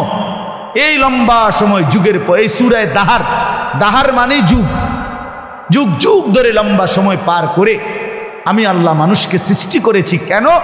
নাবতালিহি, পরীক্ষা করার জন্য। কি করার জন্য বাপ? সবাই বলেন, আবার বলেন, আবার বলেন, আবার বলেন, পরীক্ষা করার। নাবতালিহি লিয়াবলুয়াকুম লিনাবলুয়াহুম ওয়ালা নাবলুয়ান্নাকুম ওয়া নাবলুকুম। এই সবগুলো কোরআনের শব্দ, অর্থ হলো পরীক্ষা করার জন্য, পরীক্ষা করার জন্য, পরীক্ষা করার জন্য, পরীক্ষা করার জন্য। আল্লাহ বলছে বান্দা বানাইছি পরীক্ষা করার জন্য। এখন কি পরীক্ষা, কিসের পরীক্ষা করবেন মাওলা? তো আল্লাহ বলেন তুমি জানো বান্দা শোনো, ঘটনাটা হইল এই, আমি তোমার এনে থাকতে দিতাম না, তুমি চাইলেও না, না চাইলেও না। সুখে থাকলেও তুমি এনে থাকতে পারত না দুনিয়ায়, দুঃখে থাকলেও তুমি এখানে থাকতে পারতাম। মূল ঘটনা হইল বান্দা আমি তোমারে অস্থায়ী এই দুনিয়ায় অনির্দিষ্ট কয়েকটা দিন তোমার জন্য রাখমু, পুরা টাইম স্থায়ীভাবে তোমারও থাকতে দিব না, দুনিয়ারও থাকতে দিব না, কিচ্ছু রে না দেবো না আমি, এটা দা চাইলেও না, না চাইলেও না। জীবনে হাসলেও তুমি মরে যাইবা, কাঁদলেও মরে যাইবা। সুখের অট্টালিকা থেকেও মৃত্যু হয়, দুঃখের কুড়ে ঘর থেকেও মৃত্যু হয়, হয় না? হ্যাঁ, জীবনে যে কোনো দিন দুঃখ দেখে নাই সেও মরে যায়, জীবনে যে কোনো দিন সুখ দেখে নাই সেও মরে যায়। প্রিয় বন্ধু কেউ থাকবে না। আল্লাহ তাআলা বলে বান্দা এই মূল বিষয় হলো আমি তোমার জন্য একটা আসল বাড়ি বানাইছি, একটা স্থায়ী ঠিকানা আছে তোমার জন্য, সেটা হলো আখেরাত। সেটা হলো জান্নাত। আমি সেখানে তোমাকে থাকতে দেব, মূলত রাখবো ওইখানে থাকার জন্য। এখানে কয়টা দিন তুমি পরীক্ষা দিতে হবে, আর এই পরীক্ষায় দিয়ে আমি দেখব তুমি কি জান্নাতের সেই স্থায়ী ঠিকানায় থাকতে চাও কিনা। এখন আসেন, আপনি বুঝলেন যে আমারে আল্লাহ পরীক্ষার জন্য বানাইছেন, আর পরীক্ষার বিষয়বস্তু হলো আমি দুনিয়ার এই অল্প সময়ে জান্নাতে যেতে চাই কিনা, এই পরীক্ষা, ঠিক কিনা বলেন। এবার আমার প্রশ্ন হইল, মাওলা আপনি পরীক্ষায় পাশ করার জন্য, উত্তীর্ণ হওয়ার জন্য, জান্নাতে পৌঁছার জন্য আপনি আমারে কি কি ব্যবস্থাপনা দিলেন? বই কই, সিলেবাস কই, শিক্ষক কই, কাগজ কই, কলম কই, খাতাপত্র কই, এগুলো কই? কথা বুঝছেন? এগুলো দিতে হবে না, আমি পরীক্ষায় তো পাশ করতে হবে, তা আমার পরীক্ষার বিষয়বস্তু কই, কি কই, এগুলো কম, এগুলো কি? তো আল্লাহ তাআলা বলেন, তিনটি ব্যবস্থাপনা আমি তোমাকে দিয়েছি, তুমি দেখো বুঝা। এক নাম্বার, ফাজআলনাহু সামিআম বাসীরা, আমি শুনবার জন্য কান দিয়েছি, দেখবার জন্য চোখ দিয়েছি। তাফসীরের মধ্যে লিখছে মূলত এই দুইটা অঙ্গ আল্লাহ মিসাল স্বরূপ, উদাহরণ স্বরূপ বলছে। অর্থ হইল তোমাকে মাথার চুল থেকে পায়ের নখ পর্যন্ত, বাহির এবং ভিতর, এমন একটা শরীর আমি আল্লাহ দিয়েছি। আল্লাহ বলে, কসম বান্দা, যতগুলো হুকুম আমি করেছি, যতগুলো নিষেধ আমি করেছি, প্রতিটা হুকুম পালন করা, প্রতিটা নিষেধ বর্জন করার 100 ভাগ যোগ্যতা আমি আল্লাহ দিয়েই তোমার এই শরীরটা বানাইছি। এমন একটা হুকুম আমার নাই যেটা তুমি পারবা না, এটা নাই। এমন একটা নিষেধ নাই যেটা তুমি বাঁচতে পারবা না, এমন কোনো বিষয় আমি তোমার দেহের মধ্যে দেই নাই। কথা বুঝছেন? আমার কোমর বাঁকা হয়, এই জন্য রুকু করতে বলছি। আমার কোনুই, হাঁটু, কোমর সব কিছু ভাঙ্গা নিচের দিকে যাওয়া যায়, এই জন্যই সেজদা দিতে বলছি। যদি আমারে তাল গাছ বানাইয়া কইতো সেজদা দিতে, তাইলে না জুলুম হইতো? কথা বোঝেন নাই? তো আমার দেহে আল্লাহ তাআলা আল্লাহকে মানার যোগ্যতা দিয়েছেন কিনা? কথা বলেন না কেন? ইসলামী শরীয়তের একটা বিধান বলেন যেটা আমার দেহের সাথে মানানসই নয়, কি সেটা? নাই, এমন কোনো বিধান নাই। যিনি নারীর দিকে তাকাইছেন তো চোখ সামনে পড়ছে মহিলার দিকে। এখন যদি এমন হইতো একবার কোনো মহিলার দিকে নজর পড়লে আমার চোখ আর নিচের দিকে নামাইবার সিস্টেমে নাই, এমন চোখ নিচের দিকে নামানো যায়? তো যায় তো। আল্লাহ তাআলা যেটা নিষেধ করছেন, ভিন নারী দেখো না, তো সেটা মানার যোগ্যতা শরীরের মধ্যে দিছেন কিনা? সোজা কথা, এটি সারা রাত উদাহরণ দেওয়া যায়। যা আল্লাহ তাআলা হুকুম করছেন, যা নিষেধ করেছেন, তা মানার যোগ্যতা 100 ভাগ দেহের মধ্যে দিয়েছেন। কুল্লু মাউলুদিন ইউলাদু আলাল ফিতরা, ফিতরাতাল্লাহিল্লাতী ফাতারান নাসা আলাইহা। আল্লাহ বলেন, রাসূলও বলেন, মানব সন্তানকে আল্লাহকে মানার, দিন মানার যোগ্যতা দিয়ে আল্লাহ পৃথিবীতে ভূমিষ্ঠ করেছেন। তাহলে এই একটা। 2 নাম্বার, ইন্না হাদাইনাহুস সাবিলা, এখানে 2টা। আল্লাহ তাআলা বলেন, আরো 2টা জিনিস আমি তোমার সামনে দিছি। 1, তোমার শরীরে আমারে মানবার, পরীক্ষায় পাশ করবার যোগ্যতা দিছি। 2 নাম্বার, তোমারে বুঝাইয়া বলার জন্য জান্নাতের রাস্তা, হেদায়েতের রাস্তা, পরীক্ষায় পাশ করার রাস্তা বুঝাইয়া দেওয়ার জন্য যুগে যুগে আমি আল্লাহ নবী রসুল আর নবী রসুলের পরে ওলামায়ে কেরাম প্রত্যেক জামানায় আমি দিয়েছি তোমাকে জান্নাতের রাস্তা, উত্তীর্ণ হওয়ার রাস্তা বুঝাইয়া বলার জন্য। কাজেই এমন কোন যুগে হইছে তোমার, যেই যুগে আলেম ছিল না, তোমারে বুঝাইয়া বলা, হক না হক, হালাল হারাম, জায়েজ না জায়েজ বুঝাইয়া দেওয়ার মতো জমিনে কেউ নাই? এমন কখন? বলেন, কথা বলেন না কেন? তাইলে কি আল্লাহ তাআলা বলেন, এই দ্বিতীয় ব্যবস্থা হলো আমি আল্লাহ নবী রসুল এবং নবী রসুলের পরে ওলামায়ে কেরাম দিয়ে তোমার হেদায়েতের রাস্তা বুঝাইয়া দেওয়ার যাবতীয় ব্যবস্থা আমি করেছি।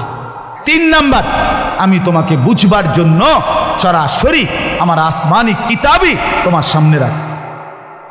এই যে ধরো, এটা নাও। তো তো আল্লাহ তাআলা বলেন মানার যোগ্যতা দিছি শরীরে, বুঝাইয়া বলার জন্য নবী রাসূল ওলামা দিয়েছি, বুঝবার জন্য কিতাব দিয়েছি। এবার সমস্যা কি করে বলেন ভাই? বুঝলে বলেন একজন ভাই যে এবার কি অসুবিধা, কথা বুঝছেন কিনা? এবার আল্লাহ বলেন ইম্মা শাকিরা ওয়া ইম্মা কাফুরা। এবার শুধু আমি দেখব, সব ব্যবস্থাপনা আমি দিয়েছি, বুঝাইয়া বলার জন্য ওলামা আছে, বুঝবার জন্য কিতাব আছে, মানবার যোগ্যতা শরীরের মধ্যে আছে।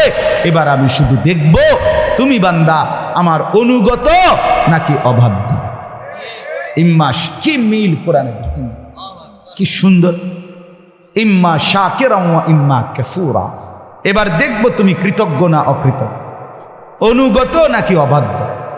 তো যদি প্রশ্ন করেন যে অবাধ্য হইলে কি করবেন, হ্যাঁ, আর অনুগত হইলে কি করবেন, আল্লাহ বলে শুনো, ইন্না আতাদনা লিল কাফিরিনা, সমস্ত নাফরমান অবাধ্য বেঈমানের জন্য আমি আল্লাহ পাপীর জন্য আখিরাতে তিনটা জিনিস রাখছি। এক নাম্বার সালাসিলা, আগুনের শিকল 70 হাত লম্বা, 70 জিরাআন ফাসলুকুহু, 70 হাত লম্বা আগুনের শিকল দিয়া তোমারে বেঈমান ফেরেশতা আমার তোরে বাঁধবে। এক নাম্বার। দুই নাম্বার ওয়া আগলালা, তোর গলায় বেড়ির মতো বান দিবে। এটা এরকম, আমি আপনাদের দেখাইলে বুঝবেন। সূরা ইয়াসিনের মধ্যে আছে ইন্না জাআলনা ফি আনাকিহিম আগলালান ফাহিয়া ইলাল আদকানি ফাহুম মুকমাহুন। এইটা আল্লাহ বলছেন প্রত্যেক পাপী নাফরমান, এই বেনামাজি সন্তান মনে রাখো, হারামখোর, সুদখোর, ঘুষখোর, কিস্তিওয়ালা মনে রাখো, বেপর্দা মহিলারে বইল যে প্রত্যেকটা পাপী নাফরমানকে হাসরের ময়দানে ফেরেশতারা এই দুই হাত ঘাড়ের পিছনে দিয়া, এইভাবে দিয়া, এই থুতনির নিচে এই দুই হাতের এই অংশ দিয়ে এইভাবে বান দিয়ে রাখে, এইভাবে, দেখছেন? এইটাই হলো এই সূরা ইয়াসিনের এই কথার অর্থ। ইন্না জাআলনা ফি আনাকিহিম আগলালান ফাহিয়া ইলাল আদকানি ফাহুম মুকমাহুন। অর্থাৎ এইভাবে যখন ফেরেশতা বান দিবে, খোদার কসম বেঈমান আর কোনোদিন এক সেকেন্ডের জন্য চোখটা আর মাটির দিকে নামাইতে পারবে না। এভাবে দিয়ে রাখলে হেটা নামাইব কেন? এই আল্লাহ বলেন এক নাম্বার আগুনের শিকল রাখছি তোর জন্য, আগলালান, বেড়ির মতো বেঁধে দিবে, ওয়া সাঈরা, আর জাহান্নামের আগুন রেখেছি। এবার অনুগত হলে পুরস্কার কি? এই পুরস্কার আল্লাহ বলেন ইন্নাল আবরারা ইয়াশরাবুনা মিন কাসিন কানা মিজাজুহা কাফুরা আইনান ইয়াশরাবু বিহা ইবাদুল্লাহ। আল্লাহ তাআলা বলেন প্রথম হইল পুরস্কার কি? অনুগত হইলে আল্লাহ বলে প্রথম ফানি দিয়ে শুরু করি। বুঝেন নাই কথা? প্রথম কি দিয়ে শুরু করি? পানি দিয়ে, পানীয় দিয়ে শুরু করি। আল্লাহ বলেন আমার অনুগত বান্দাকে পান করানো হবে এমন পাত্রের পানীয়, যেই পাত্রের প্রত্যেক পানির সাথে আমি আল্লাহর জান্নাতে একটা ঝর্ণা আছে, স্পেশাল ঝর্ণা, যেটার নাম হচ্ছে কাফুর। ওই কাফুর ঝর্ণা থেকে মিশ্রিত পানি মিশিয়ে আমার বান্দাকে প্রতি গ্লাস, প্রতি জগে পানীয় পান করানো হবে। ইউফাজ্জিরুনাহা তাফজীরা, আমার বান্দা নিজ হাতে সেই ঝর্ণার পানি প্রবাহিত করবে, ঢেউ খেলাবে আর আরামসে পানি পান করবে। আল্লাহ বলেন এই কাফুর মিশ্রিত সুগন্ধিময় ঝর্ণার পানি প্রতি গ্লাস, প্রতি জগের সাথে মিশিয়ে আমার বান্দাকে পান করানো হবে। আর তখনই বুঝবে বান্দা আমি জান্নাতের মধ্যে অসাধারণ পানীয়, অসাধারণ মেহমানদারি করব। কোরআন শরীফে আছে, এক কথাই বলি তাইলে সহজে বুঝবেন। আল্লাহ বলেন আমার জান্নাতি বান্দার মেহমানদারিটা কেমন হবে। আল্লাহ একটা অসাধারণ আয়াতে বলছে লাহুম মা ইয়াশাউনা ফিহা ওয়া লাদাইনা মাজিদ। আল্লাহ বলে আমার বান্দা জান্নাতে যা চাইবে তাই পাবে, তা তো দেয়া হবেই, তবে বান্দায় আমার সিনেই কয়ডা, বলবেই কয়ডা। এইতে সিনেই কি?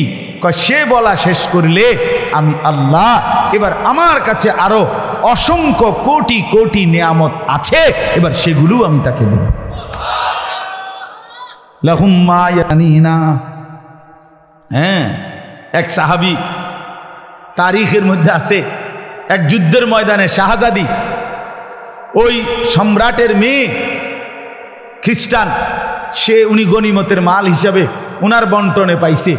তো শাহজাদির বোনেরা ভাইয়েরা উনার কাছে কিনতে চাইছে এই সাহাবীর কাছ থেকে যে আমাদের বোনকে আমরা, তোমার সর্বোচ্চ দাম তুমি বলো, ওই মূল্য তোমারে দিয়ে আমাদের বোনকে আমরা কিনে নিব। তখন তিনি বলছেন আমারে 100 দিরহাম দাও।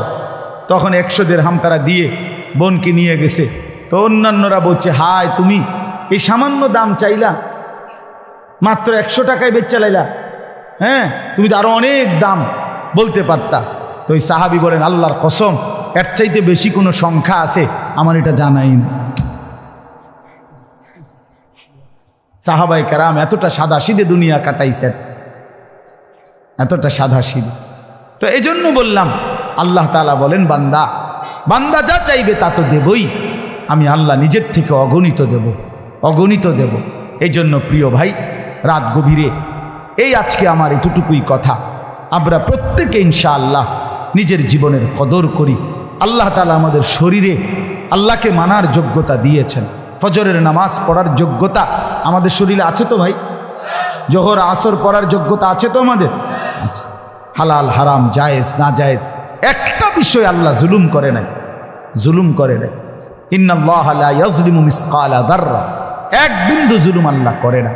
অতএব দয়া করে আমি অনুরোধ করলাম আমার বাবা আপনারা যারা আছেন, মাঝ বয়সী বাবা, হায়াতের শেষ সময়টা কাজে লাগান।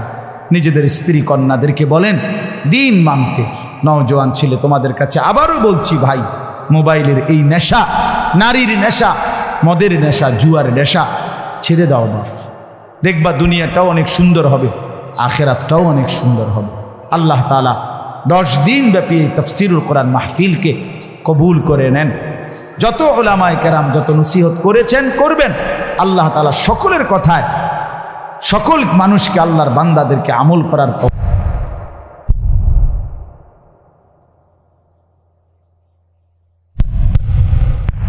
আলিয়া আল্লাহ তাআলা হযরতকে হায়াতে তাইয়্যিবা আফিয়া দান করেন। আমার মাদ্রাসা দারুল আরকাম, আমি তো ছোটবেলায় এই মাদ্রাসারই ছাত্র, হুজুর আমারে ওই মাদ্রাসায় হুজুরেই প্রথম আমারে আনছেন। তা আমার সেই মাদ্রাসা আল্লাহ তাআলা কবুল করেন। যত উস্তাদ আসাতেজাদের কাছে পড়ছি, আল্লাহ তাআলা সকলকে উত্তম বিনিময় দান করেন। আপনাদের জন্য আমি দোয়া করি, আপনারা আমার জন্য দোয়া করবেন। আল্লাহ আমাদের সবাইকে ভালো রাখেন, ঈমান আমলের সাথে বাঁচার তৌফিক দান করেন। দোয়া করবেন বাপ, নিজেদের স্ত্রী, ছেলে মেয়ে, নাতি নাতনি, আগামী জেনারেশন আমাদের, তারা যেন ঈমানের উপরে, ইসলামের উপরে, সেজদার উপরে জিন্দেগি কাটাইতে পারে। বলে না আমি, এটা দরকার, এটা দরকার। যে পরিমাণ গুনার সাজ সরঞ্জাম চারিদিকে বাপ, বড় বেশি ভয় হয়, খুব ভয় হয়, খুব ভয় হয়। ঘরকে ঘর, ছোট ছোট বাচ্চার হাতে মোবাইল, ছোট ছোট বাচ্চা সারাদিন মোবাইল টিপে। ওরে বাঁচাবে কে? ওরে বাঁচাবে কে? ওরে ফিরাবে কে?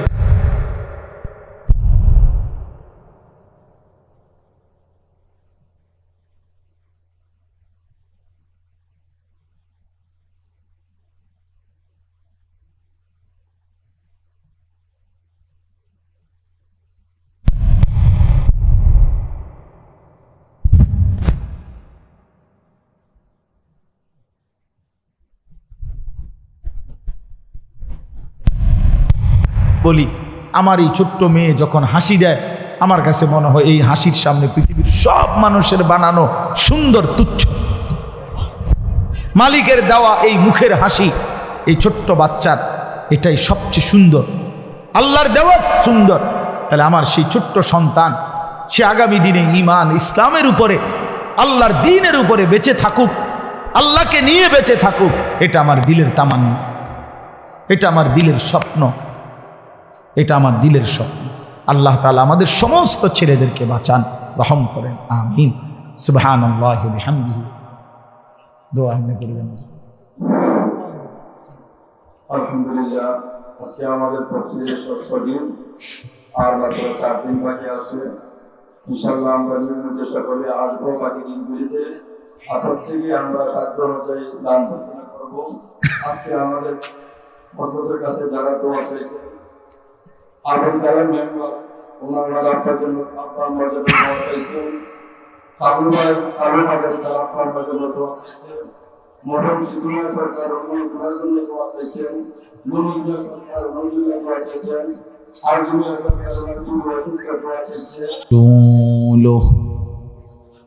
أما بعد فأعوذ بالله من الشيطان الرجيم بسم الله الرحمن الرحيم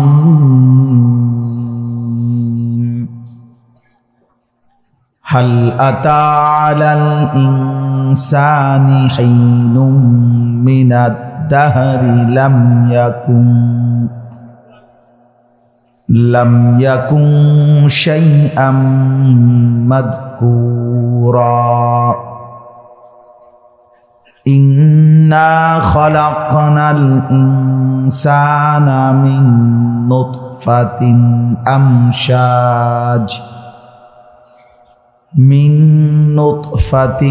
أمشاج نبتليه فجعلناه سميعا بصيرا إنا هديناه السبيل إما شاكرا وإما كفورا إنا أعتدنا للكافرين سلاسل وأغلالا وسعيرا إن الأبرار يشربون من كأس كان مزاجها كافورا عينا يشرب بها عباد الله يفجرونها تفجيرا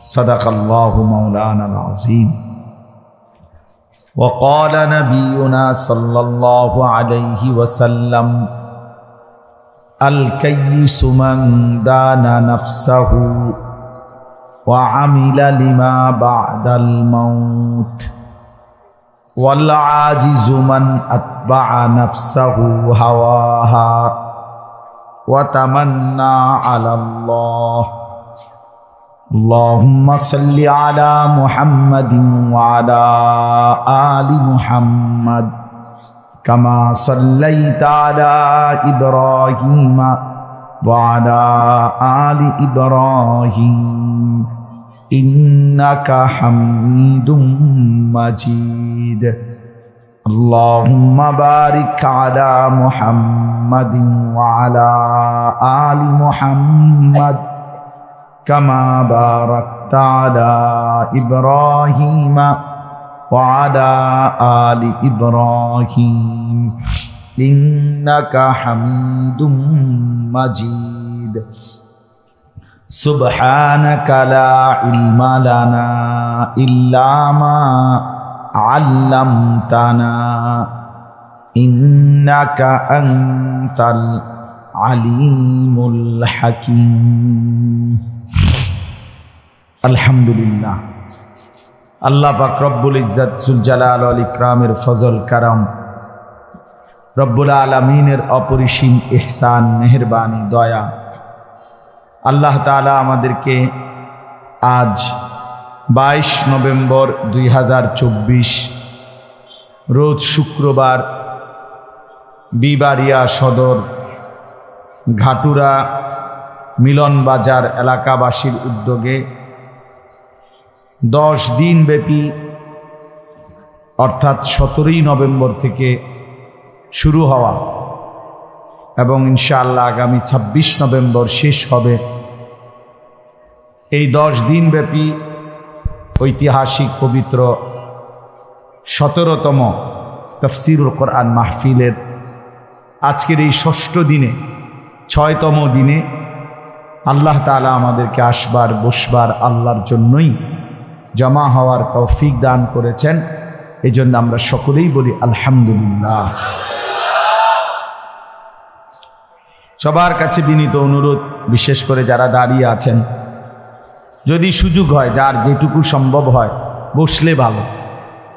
বসে শুনলে কোরআন এবং সুন্নাহর ইলম, এতে আদব রক্ষা হয়, বরকত হয়। এজন্য চেষ্টা করে দেখেন, যদি আপনাদের কাছেও আমার অনুরোধ, যারা ভিতরে বসছেন আপনি যদি কষ্ট করেন এই বিগত 1 ইঞ্চি জায়গাও যদি আপনি একটু আগায়া বসেন, আর এর দ্বারা যদি আপনার আরেকজন ভাই বসতে সুযোগ পায়, আপনি সওয়াব পাবেন। ওই ভাইয়ের পুরা নেকিটা আপনিও পাবেন। এজন্য দয়া করে সবাই একটু এগিয়ে আসেন, অন্যদেরকে জায়গা করে দেন, বরকত হবে। অনেক ছেলে ভাই, নওজোয়ান, সবার কাছে অনুরোধ, কথা বলেন না, সবাই কথা বলে, তো ছুটি দেওয়া হয়েছে না যেন কথা বলবে। কথা বললে আগানের দরকার নেই, কথা বলবেন না। তাইলে আপনারা বাকিরা বসার চেষ্টা করেন।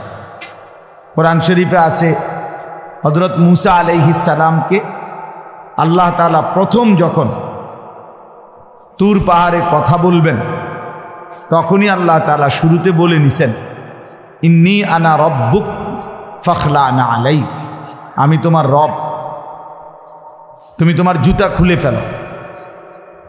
প্রশ্ন হলো কেন? তো আল্লাহ নিজেই বলছে, আনা আখতারতুকা, আমি তোমাকে নির্বাচিত করেছি, ফাসতামি' লিমা ইউহা, অতএব আমি যা এখন ওয়াহি করব, বলবো, তা তুমি মনোযোগ দিয়ে শোনো। তাহলে এতে করে বোঝা গেল আল্লাহর ওয়াহি, আল্লাহর কালাম, এই জুতা খুলে শোনা, এটা আদব। নাই তো মূসা আলাইহিস সালামকে জুতা খুলতে বললেন কেন? এবং তখন প্রচণ্ড ঠান্ডা ছিল। মূসা আলাইহিস সালাম ওনার স্ত্রী সহ এই ঠান্ডায় কাঁপতেছিলেন। ঠান্ডার থেকে একটু বাঁচার জন্য একটু আগুনের সন্ধানে আসছিলেন এই পাহাড়ের টিলায়। তাহলে ঠান্ডা ছিল প্রচণ্ড। তাহলে এরপরে সেখানে জুতা খোলার তো প্রশ্নই আসে না। উচিত তো আরো মৌজা কম্বল গায়ে দেওয়া, কিন্তু আল্লাহ তাআলা বললেন জুতা খোলা। তার মানে আল্লাহর কথা, আল্লাহর ওয়াহি, এটা জুতা খুলে শোনা আদব। তো কোরআনুল কারীম আল্লাহ তাআলার ওয়াহি কিনা? বলেন না, আল্লাহর কালাম কিনা? হযরত জিবরাইল আলাইহিস সালাম 23 বছরে নবী সাল্লাল্লাহু আলাইহি সাল্লামের উপরে কোরআন নাজিল করতেন।